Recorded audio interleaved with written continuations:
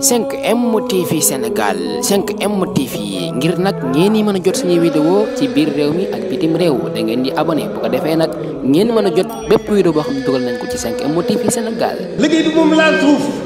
nañ ko yëkkati bu doon lu ñu yëkkati moom laal suuf. Serigne Ahmadu Rafah Mbackè dañuy laaj ci jamono ji ñu nekk nii ndax dañoo seetlu ne da ngay gis koo xam ne day wax ci Serigne bi loo xam ne xëy na Serigne bi mosu koo dund dañuy bëgg lu neex nit ñi rek moo tax ñi koy wax. di wax loo xam ne Serigne bi mosu koo dund ngir lan bëgg lu neex nit ñi rek di tàndale di wax amaana sax xëy na la ñuy wax dañ koo dégg wala sax dañoo nettali loo xam ne nañ ko nettalee daa jaarul yoon ngir lan bëgg lu neex nit ñi wala ñuy tàndale lan mooy sa jàngat ci mbir moomu Serigne Ahmadu Rafah Mbackè. Serigne bi du ku ñuy tàndale du ku ñuy nattale du ku ñu naan kii nee na ma wala kaa nee na ma gis nga bi mu koy bind. daa xamoon ne bind moo fi yàgg ñay fekke dañuy dem par benn ba moom mañ doon fekkeel bari na ñoo xam ne moo leen jiitu ñu topp ca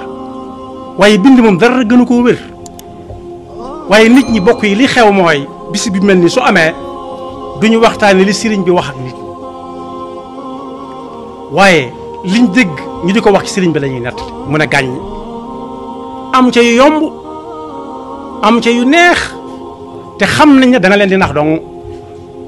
ndax lii mu am nii kenn ku toog di nelaw ak noppalu du ko am mënu ko am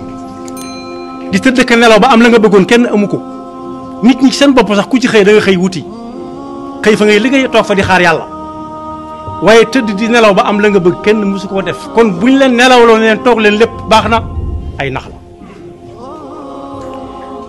te nga aimé vidéo bi partagé ko ak sa xarit yi. bu fekkee nag yaa ngi soog a seetaan suñuy vidéo xamal ni kat ci chaîne bi vidéo am solo rek la ñuy def kon abonné wul gaaw activé cloche bi comme ça vidéo bu ñu dugal rek da nga am si sa YouTube directement.